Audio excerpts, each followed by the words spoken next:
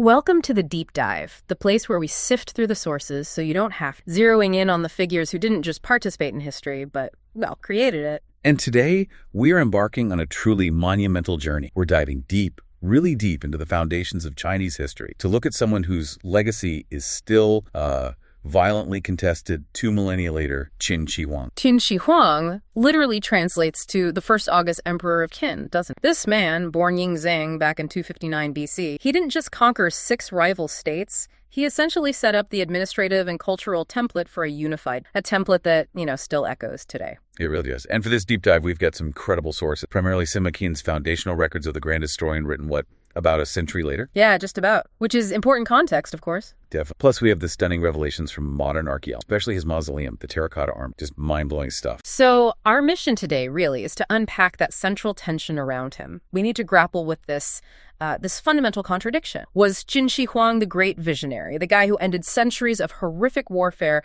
and laid the political bedrock for modern China? Or was he the brutal, paranoid, legalist tyrant, famous for burning books, terrorizing his people, building his empire on a truly staggering human cost? That's the core debate, isn't it? And I think to understand the emperor, you really have to understand the king he was before. And to understand the king, well, you need to look at the circumstances, right? Which were, frankly, almost unbelievably chaotic and traumatic. Oh, absolutely. Let's unpack that political intrigue. It really does start in chaos. Right. So Yingzheng is born in 259 BC. China is still fragmented, locked in these desperate conflicts of the warring states, period. 7 major states just tearing each other apart. And he wasn't even born in Qin. Yeah. No, not even on Qin soil. No. He was born in the rival kingdom of Zhao. His father, Prince Yuan, was basically a political hostage there. And in the Qin royal line at the time, Yuan was, pretty low down the pecking order. Kind of dispensable. And here's where the story gets really juicy, maybe even a bit salacious. This detail has kind of defined his reputation for centuries, his actual parentage. Right. The records of the grand historian includes that famous claim, the historians still debate it, that his mother, Zhao Ji, was supposedly already pregnant. Pregnant by whom? By this wealthy merchant, Lu Buwei, when she married Prince Yuan. Wow. So the suggestion is the first emperor might not have even been of royal blood? Exactly. And you have to remember, Sima Qian was writing under the Han Dynasty. The Han desperately wanted to legitimize their own rule by, delegitimizing the Qin regime that came before them. Okay. So putting the story in there, the illegitimacy, the connection to a lowly merchant, that's a pretty powerful propaganda. A very powerful way to taint the source of the imperial man, to suggest he wasn't the rightful heir from the get-go. But whether Lu Buwei was the biological father or not, he was definitely the architect of the political rise. Tell us about that. Yuan was just one son among many. Over 20 children, yeah. Yeah.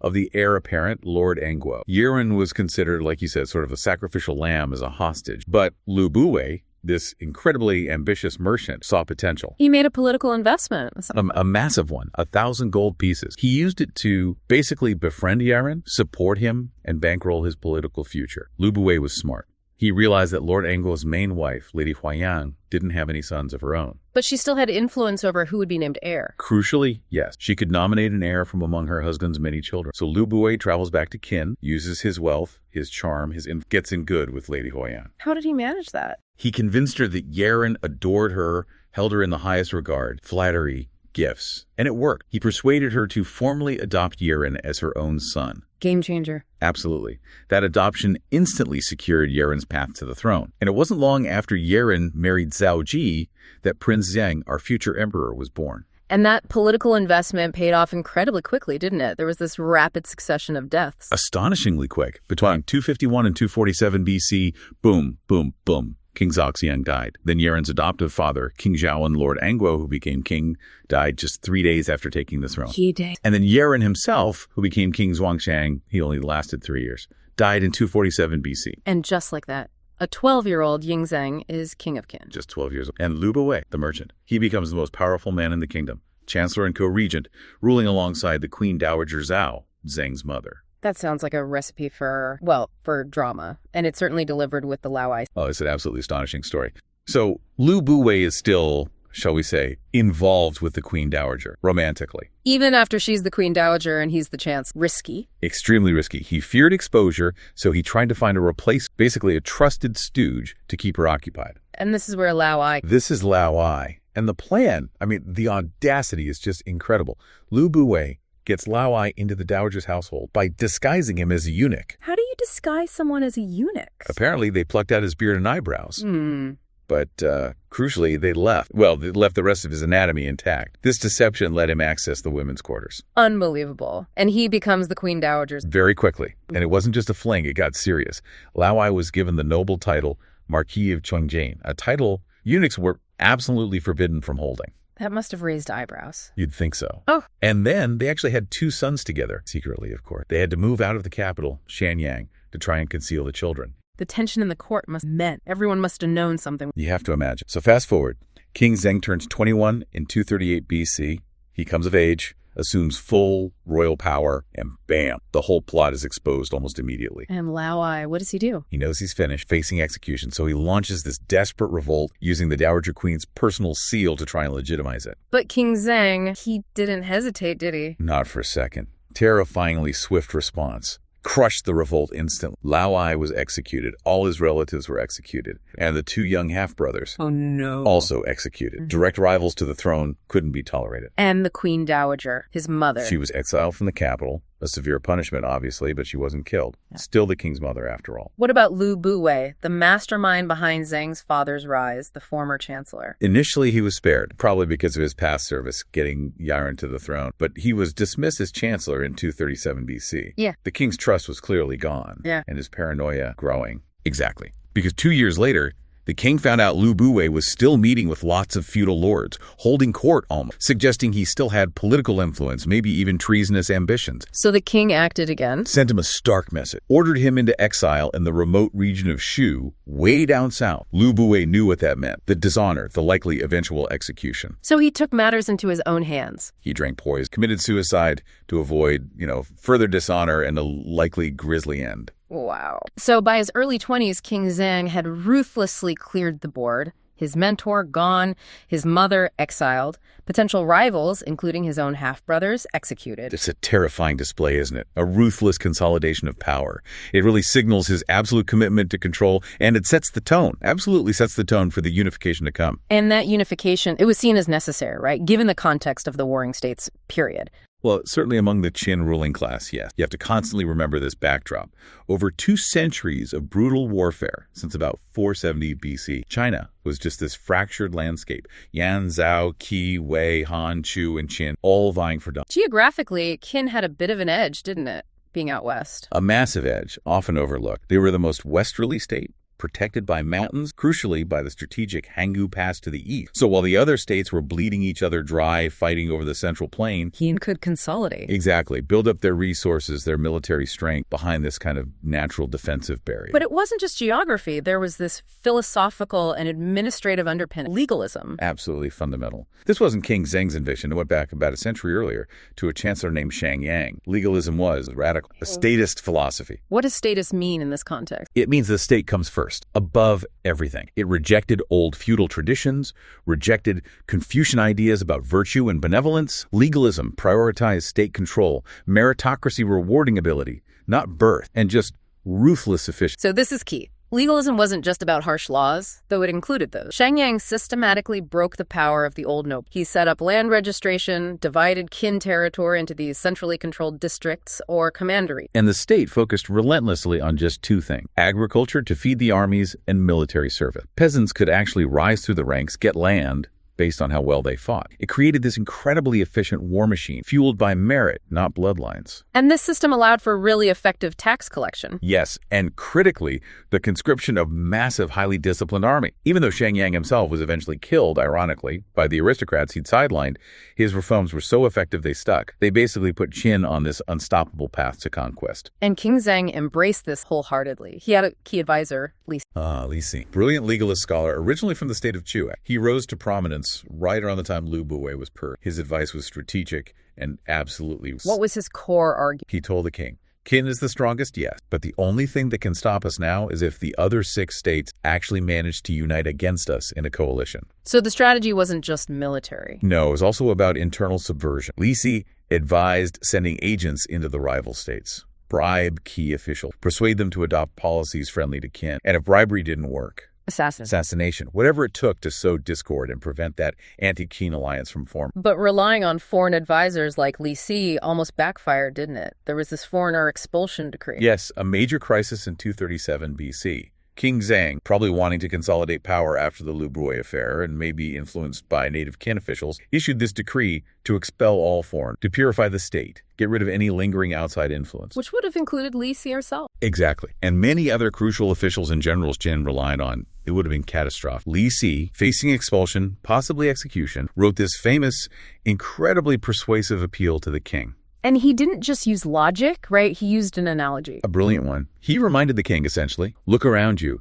Your majesty enjoys exotic music from other states, beautiful jade ornaments from elsewhere, the fastest war horses, the most beautiful women in your court. None of these are native Qin products. Bold. Very bold. He basically said, if you appreciate foreign things, why would you expel foreign people who are demonstrably useful to the state? And the king bought it. The pragmatism won out. King Zhang reversed the order. Foreigners could stay. Li Si was kept on, even promoted to Minister of Justice. It was a crucial moment. It basically established the principle in the Qin court. Ruthless, pragmatic competence matters more than where you were. That decision really cemented the team that would conquer China. And the first target on Li Si's hit list, the state of Han. Yes. Likely because Han was relatively weak and geographically close. And this brings us to a really tragic episode, the Han Fei incident. Han Fei, he was another legalist scholar. Arguably the most brilliant legalist thinker of his time, and he was actually a member of the Han royal family. Ironically, he and Li Si had studied together under the same master. Small world. So what happened? Well, as the Qin invasion threatened Han, the king of Han desperately sent Han Fei to the Qin capital, Shenyang, in 233 BC, hoping he could negotiate some kind of peace deal. And King Zhang met him. Yes, and was apparently hugely impressed by Han Fei's writing. Han Fei had these really sophisticated ideas, blending legalist administration with some Taoist concept. King Zhang seriously considered bringing him into his own government. But Li Si saw him as a rival. A major rival, potentially more brilliant than himself. Li Si acted fast. He went to King Zhang and argued, look, Han Fei is brilliant, yes, but he'll never be truly loyal to Qin. He's Han royalty. If you let him go home, he'll take everything he's learned about our plans and use it against us. So the argument was, he's too smart, too capable, therefore too dangerous. Pretty much. He's a security risk, precisely because he's so talented. King Zhang reluctantly agreed. And Li Si, well, he moved quickly. He had Han Fei imprisoned and then essentially forced him to drink poison. Before the king could change his mind. Exactly. A truly brilliant mind, eliminated purely out of political jealousy and expediency.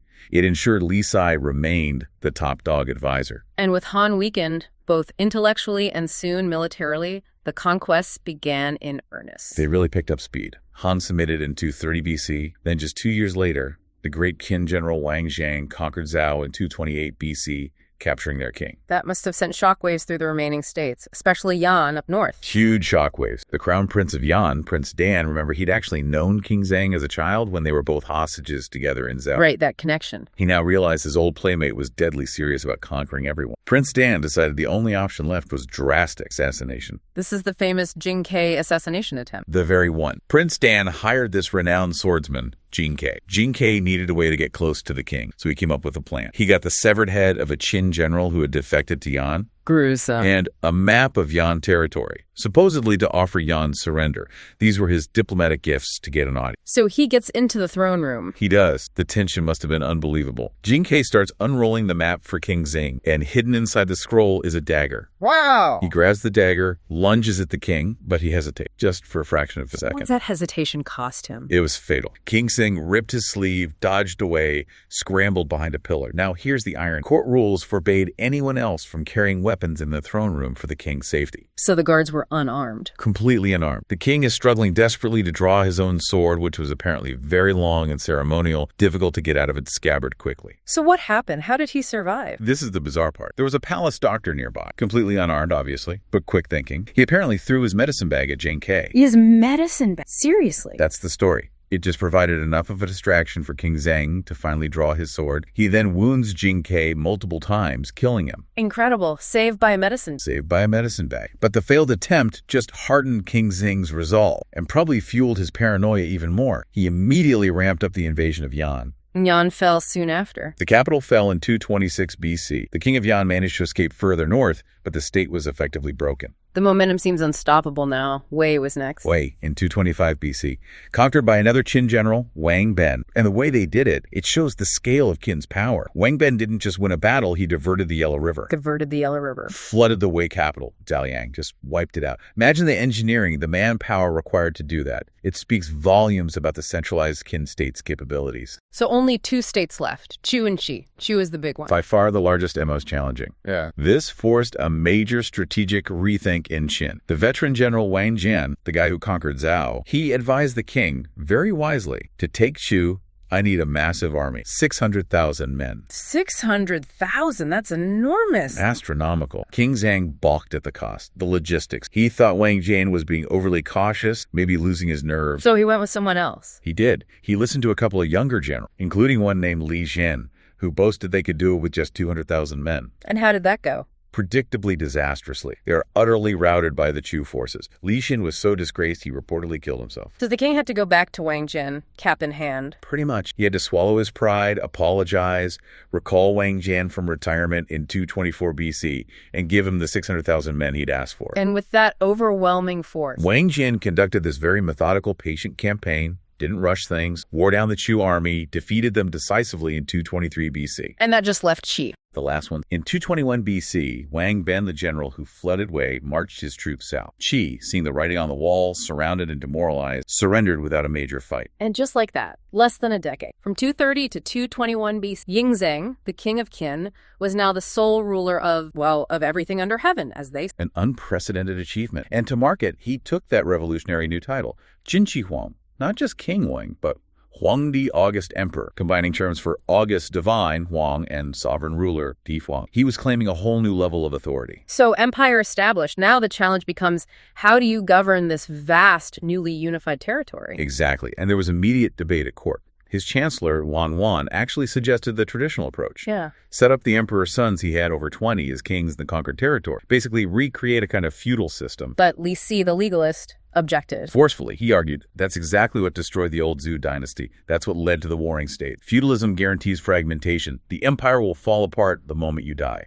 And the emperor agreed with... He did. He fully embraced Li Si's centralized legalist model. No feudalism. Instead, he extended the Qin system across the entire empire, divided into 36 commanderies. Explain the commandery system again. Each commandery was run by centrally appointed official, a civilian governor, a military commander, and an imperial inspector or superintendent. Crucially, they all reported directly back to the emperor in Shanyang. No hereditary power. It was a radical break from tradition. And what about the old noble families from the states he'd conquered? They must have been a threat. A major potential threat. Yeah. So the emperor dealt with them decisively. He forced thousands of the leading aristocratic families to move from their home regions and resettle in the capital, Shanyang. Under his watchful eye. Exactly. Kept them close, under supervision, cut off from their old power base. A very effective way to neutralize. But the Unification project went way beyond just political administration. Right. It was economic, cultural. Absolutely. It was about creating a truly unified realm, removing all the old barriers and differences between the former states. Qin Shi Huang implemented sweeping standardization. Like what? Well, think about it. Before, if you traveled from, say, Chu to Wei, you'd have different coins, different ways of measuring grain or cloth, even different widths for the axles on your cart, which meant roads weren't compatible. Right. Incredibly inefficient. Total. So the emperor standardized weights and measures across the entire empire. He mandated a single uniform currency, the Qin bronze Ban Liang coin. This created this vast, unified economic zone. Which must have boosted trade enormously. And made taxation much more efficient for the state. And then symbolically, all the weapons confiscated from the defeated states. And it mentioned they were melted down. Melted down and recast into 12 colossal bronze statues set up in the palaces at Shanyang, literal monuments signifying the end of war, the forging of a single state. And the standardization of the script. That seems culturally crucial. Possibly the most important standardization of all in the law. Li Si led this effort. They created a unified set of Chinese characters known as the small seal script, Xiaozuan. Because before that, written language varied a lot. Hugely. The characters were pictographic, but they'd evolved differently. It could be genuinely difficult, sometimes impossible, for someone from one state to read something written in another. So a unified script meant? It meant that imperial laws, Decrees, official communications could be read and understood by administrators everywhere, regardless of local dialects or pronunciation difference. It was the essential cultural glue holding the empire together, still fundamental to Chinese literacy today. An incredible achievement in administration and unification, but it was all built on this foundation of,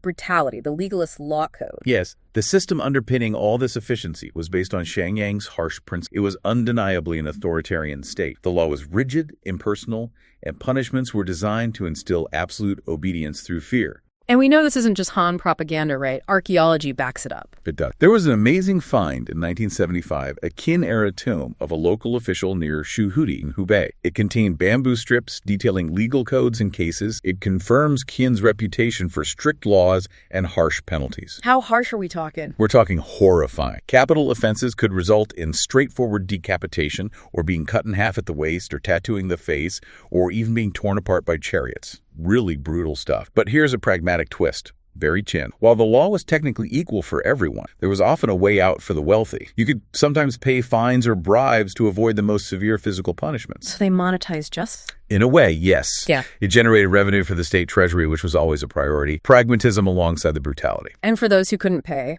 or for lesser crimes. Hard labor.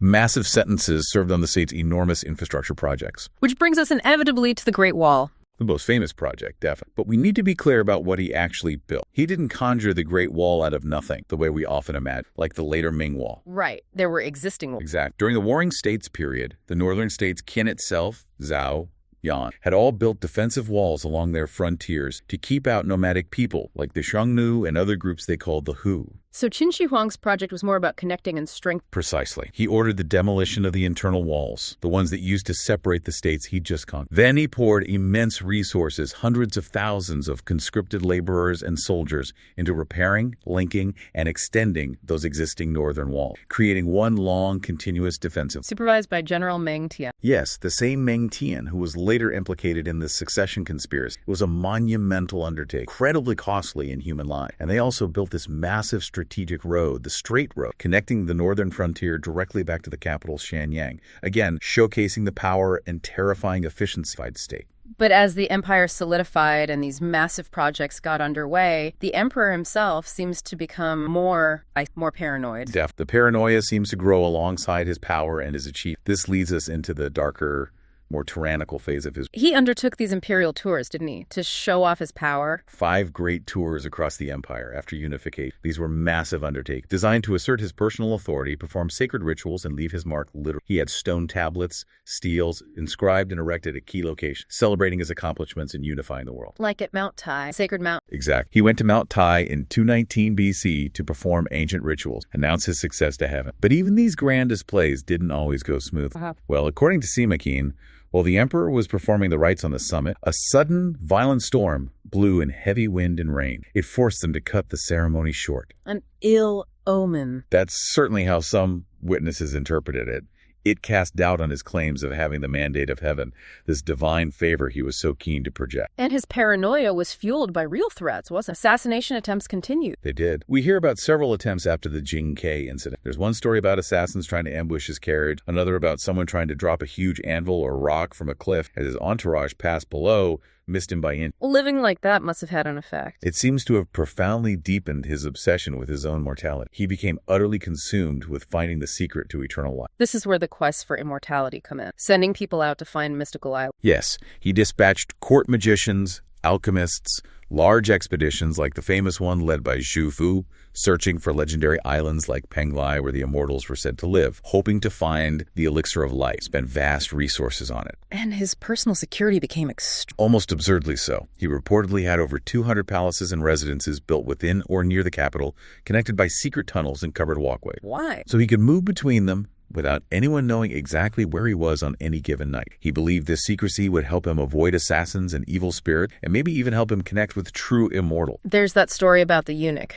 Oh, the leak. Yes, apparently Li Si needed to find the emperor for some urgent matter and managed to learn his location from a eunuch. The emperor was furious that his movements had been revealed. What did he do? He interrogated all the eunuchs who might have been responsible. When no one confessed, he had every single one of them executed on the spot.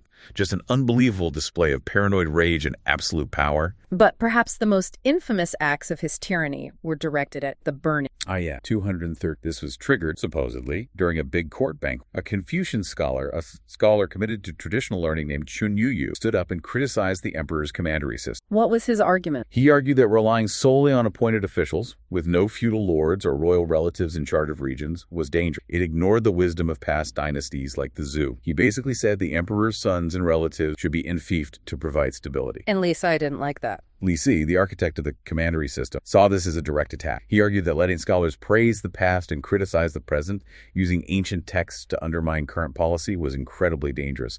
It would confuse the people and threaten the stability of the state. So Li Si proposed censorship. Drastic censorship. He proposed confiscating and burning all privately held copies of philosophical texts, historical records, especially those of the conquered state, and poetry collections like the Book of Song. Anything that could be used to question or criticize the emperor's rule. Were any books spared? Only books on practical subjects like medicine, divination, and agriculture were allowed. And crucially, official copies of the banned texts were to be kept, but only in the Imperial library, accessible only to approved scholars. It was an attempt to control history, control thought itself. And the emperor proved this. He did. It was a defining act of his legalist regime, prioritizing state unity and ideological conformity above all else. And it didn't stop with burning books, did it? There was the execution of the scholars. The following year, 212 BC, this seems linked to his frustration with the immortality. The alchemists and magicians he had employed kept making promises but delivering nothing. He felt cheated, perhaps suspected some were charlatans. So he investigated. Launched a brutal investigation. According to Qin, after harsh interrogations, some confessed to criticizing the emperor or failing in their tasks. The result, 460 scholars were executed. Ow! The traditional account says many were buried alive in a pit, a horrifying message to anyone thinking of dissenting or failing the emperor. And this level of brutality caused dissent even within the royal family. Yes, significantly, his own eldest son, Crown Prince Fusu, protested. He warned his father that executing respected scholars, especially when the empire wasn't fully stable yet, was incredibly unwise. He said it would alienate people and could provoke rebellion. That sounds like sensible advice. How did the emperor react? Poorly. He saw Fusu's advice not as loyal counsel, but as criticism, maybe even a challenge. He reacted by effectively exiling Fusu. Exile his own heir. Sent him far away to the northern frontier, ostensibly to supervise General Meng Qian and the army building the Great Wall. But really, it removed Fusu from the capital, from power, and put him in a dangerous place. A very telling reaction. So the emperor is increasingly isolated, paranoid, obsessed with immortality, and ruthless towards dissent. How does it? It ends on one of his imperial tours. In 211 BC, there was some more ill omens, like a meteorite falling, inscribed with words predicting the division of the empire and the emperor's death. Spooked, he began his fifth and final tour. Was this when he encountered Zhu Fu again? The immortality seeker? Yes. On this tour, he met Zhu Fu, who had famously sailed off years before with thousands of young people looking for the Isles of the Immortal. Zhu Fu came back with an excuse. What was the excuse? He claimed giant fish or maybe sea monsters were blocking his ships, preventing him from reaching the magical islands. And the emperor believed this. Apparently so. Yeah. Or perhaps he was just desperate, because what follows is this really strange final act. The emperor, determined to overcome this obstacle himself, armed himself and his retinue with crossbows. To hunt the fish. Exactly. At Zifu, on the Shandong coast, he personally waited until a large sea creature appeared. Sima Qian just says a large fish, maybe it was a whale or a dolphin, and shot it dead with his crossbow. Thinking he'd cleared the path to immortality. Perhaps. It's a bizarre, almost symbolic act of defiance against mortality. But almost immediately after this exertion, fell gravely ill. And died soon after. Yes, he died in August 210 BC at a place called Shaki Palace, quite far from the capital. He was 49 years old. And his death wasn't announced immediately, was? This is where the conspiracy kicked. Yes, the story of his death is totally dominated by the conspiracy that followed. It sealed the fate of his dynasty. In his final days, the emperor knew he was dying. He dictated a letter to be sent to his eldest son, Fusu, up on the northern border. The son he'd exiled. Right. The letter instructed Fusu to return to the capital immediately to oversee the funeral arrangement. This clearly indicated Fusu was the intended heir. The letter was entrusted to the emperor's closest attendant, the chief eunuch, Zhao Gao. And Zhao Gao had other ideas. Zhao Gao saw his chance. He was also the tutor to the emperor's youngest, most pliable son, Hu Hai. Zhao Gao knew that if the capable, respected Fusu became emperor, his own influence, maybe even his life, would be forfeit. Fusu disliked him and was close to General Meng Tian. So Zhao Gao didn't send the letter. He suppressed it. He kept the emperor's death a secret from almost everyone except Hu Hai and, crucially, the Chancellor Li Si. Why involve Li Si? He needed Li Si's authority. Zhao Gao persuaded Li Si that Fusu becoming emperor would be bad for him too. Fusu admired General Meng Tian. Meng Tian would likely replace Li Si as chancellor. Fear and ambition brought Li Si plot. So the three of them, Zhao Gao, Li Si, and the young Prince Hu Hai, plotted together. Yeah. While pretending the emperor was still alive in his sealed carriage, they forged two crucial letters in the emperor's name. One named the easily controlled Hu Hai as a new emperor, Qin Shi, second emperor, sent north to Fusu and General Meng Tian. It accused them of incompetence and treason and ordered them both to commit suicide. And they had to conceal the emperor's death during all this travel back to the capital. For weeks. This is where that gruesome detail comes in. To mask the smell of the decomposing body in the summer heat, they ordered carts loaded with salted, dried fish to travel alongside the emperor's carriage. Unbelievable. Finally, back in Xianyang, they announced the emperor's death and produced the forged decree naming Hu Hai as emperor. The conspiracy had worked at least initially. What happened to Fusu and Meng Tian? Tragically, Fusu received the forged letter ordering his suicide. Despite Meng Tian urging caution and questioning the order, Fusu felt bound by filial piety and killed him. A loyal, capable heir, gone. And Meng Tian? He refused to commit suicide, suspecting foul play. But he was imprisoned and eventually forced to kill himself or executed about a year later on Zhao Gao. So the second emperor, Hu Hai, takes the throne, but he's really a puppet. Completely under Zhao Gao's influence. And Zhao Gao urged him to rule with even greater severity than his father. Hu Hai launched these brutal purges, executing many of his own brothers and sisters, potential rivals, along with ministers associated with them. And how did the empire react to this? The ruthless exploitation, the purges, the weakness at the center, it was the spark. Rebellions erupted almost immediately across the newly conquered territory. The most famous early one was led by Qin Shi, a low-ranking army officer. The mandate seemed to be slipping away. There's an ironic detail about how they tried to fight these rebellions there, involving the mausoleum. A fascinating final irony. The Qin general Zhang Han was tasked with putting down the rebellion. He needed troops, fast, so he pardoned and armed hundreds of thousands of the convict laborers who were working on the first emperor's tomb. The men building the mausoleum became an army. Yes, and where did he get their weapon? He reportedly took the actual bronze weapon, spears, swords, crossbow triggers, from the terracotta warriors themselves. Wow. So the army meant to guard the emperor in death was briefly used to defend his failing dynasty. Incredible, isn't it? But it wasn't enough. The rebellions grew. Zhao Gao eventually turned on Li Si, had him executed through horrific tortures in 208 BC, and made himself chancellor. Did Zhao Gao last long? No. His power grab went too far. He forced the second emperor, Hu Hai, to commit suicide and briefly install a nephew, Zhang, as king, not emperor, of Qin. But Zhang quickly turned the tables and had Zhao Gao killed. So Zhang was the last Qin ruler. The very last. But the Qin state was collapsing, rebel armies were closing in. Zhang ruled for only 46 days before surrendering to Liu Bang, the rebel leader who would eventually found the Han Dynasty. So the Qin dynasty, built with such ruthless efficiency, lasted how long in total? From unification in 221 BC to Zhang's surrender in 207 BC, just 14 years. The first emperor's reign, plus Hu Hai's brief rule, and Zhang's 46 days. Incredibly short-lived. And what happened after Liu Bang? Well, shortly after, another more powerful rebel leader, Shang Yu, arrived. Shang Yu was much more brutal. He had Ziying executed, massacred much of the population of Xinjiang, and looted and burned the Qian palace, including possibly the Imperial library with those unique copies of the banned book. A devastating. So a dynasty that burned books was ultimately by fire itself. But despite the short duration, the legacy, it's immense, tangible. Absolutely immense. And the most tangible part is that incredible mausoleum complex at Mount Li, near modern Xi'an. Construction started, believe it or not, almost as soon as Yingzheng became king of Qin, long before he was emperor. And it involved a staggering number of workers. Sima Qian claims 700,000 conscripted laborers worked on it over decades. Maybe an exaggeration, but the scale is undoubtedly vast. Sima Qian gives this amazing description of the tomb chamber itself, still unexcavated, by the way. What does he describe? Miniature palaces, towers, efficient models of the empire. Rivers and seas made of flowing mercury, and modern soil tests show incredibly high mercury levels in the mound, suggesting he wasn't making it up. Automatic crossbows set to shoot intruders, all designed to replicate the emperor's world and protect him in the afterlife. And he mentions the artisan. Chillingly, yes. He says that after the treasures were placed and the tomb mechanism set, the inner gates were closed, trapping all the artisans and craftsmen inside. Keep the secrets. To ensure no one knew the layout, the treasures, or how to bypass the trap. Sealed inside forever. And then, of course, outside the tomb mound itself, the terracotta army. Discovered completely by accident by farmers drilling a well in 1974. is arguably the most stunning archaeological find of the 20th century. How many figures are we talking about? We estimate around 8,000 life-size terracotta soldiers, plus chariots and horses, buried in massive pits east of the tomb mount, intended as the emperor's guardian army for the afterlife. And they're all unique. Astonishingly, yeah. No two soldiers have the exact same face. Their hairstyles, their armor, their poses, they represent different ranks and roles within the Qin army.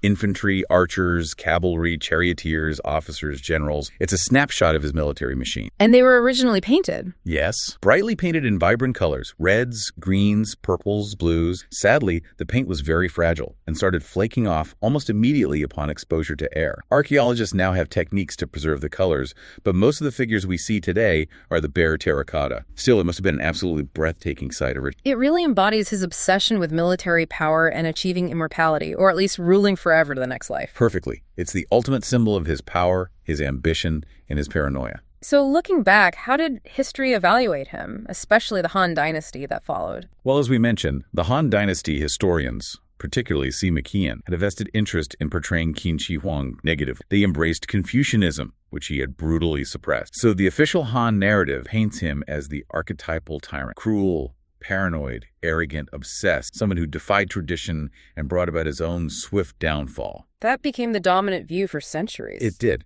But here's the historical irony. The Han Emperor, for all their Confucian rhetoric and criticism of Qin brutality, They largely kept the administrative framework he created. They might have tweaked it, added back a limited form of feudalism alongside the commanderies, moderated some of the harshest laws, but the fundamental structure of a unified, centralized bureaucratic empire with standardized script, currency, weights, and measures, that was Qin Shi Huang's legacy, and the Han knew it was too effective to dismantle. They built upon the foundations he laid. So despite the tyranny, the unification itself was seen as necessary, even by those who condemned him. You could argue that. He was undoubtedly one of the most significant figures in Chinese history. He ended centuries of horrific warfare, forged a unified state, and created the administrative and cultural template that would define China for millennia. The question is always about the price. Which brings us back to that central tension we started with. This deep dive really highlights it, doesn't it? To end the chaos of the warring state, did China need the brutal efficiency of legalism? Did it require a ruler willing to use absolute power, standardization, and terror? It's the enduring question. Was Qin Shi Huang's tyranny,